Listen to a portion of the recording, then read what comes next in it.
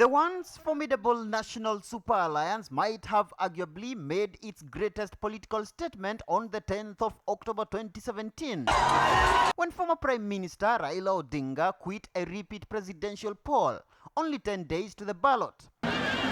But close to 2 years later, the chicken, it appears, have come home to roost for Odinga's coalition, after the registrar of political parties opted to use results from the chaotic repeat presidential poll while allocating cash from the political party's fund. We will be putting this question before the organs of the party that now ODM should file its own reference to the Supreme Court for an advisory opinion on what really constitutes a general election and whether it is correct for the political party's registrar to use figures from the repeat election that is resulting in a skewed allocation in favor of Jubilee.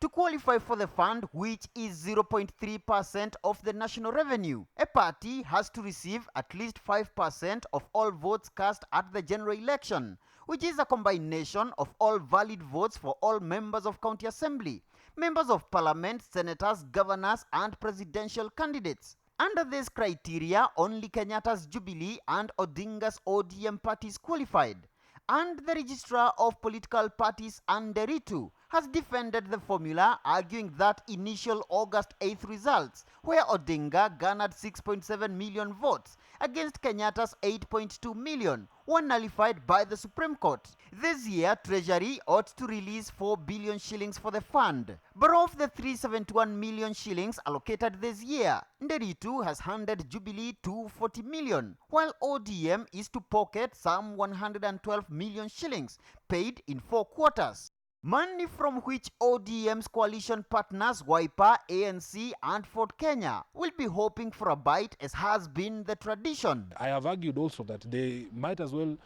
not receive anything, because as much as they contribute to the presidential vote, they take away from ODM, from the lower levels, because we have seen many of them campaigning on no other platform other than to say you cannot give ODM the president and also give them MCA. Edwin Sifuna, I think he should hold his horses.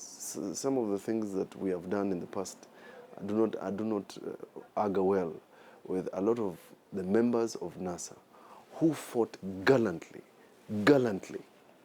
throughout. ODM should count themselves lucky that they didn't have Sifuna as their Secretary General.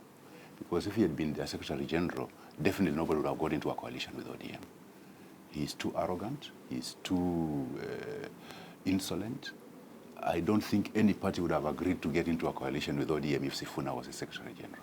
A section of Odinga's coalition partners, majorly from Wiper, had initially objected Odinga's push to quit the ballot, but eventually embraced the withdrawal. However, there are already internal murmurs that the giant ODM party may decline to share the party's fund with its 2017 coalition partners. This as ANC Secretary General Barack Muluka demanded for an audit of all NASA accounts, including disclosure of the whereabouts of funds collected by the coalition in 2017 for a likely presidential rerun, and money donated by well-wishers through this M-Pesa pay bill number.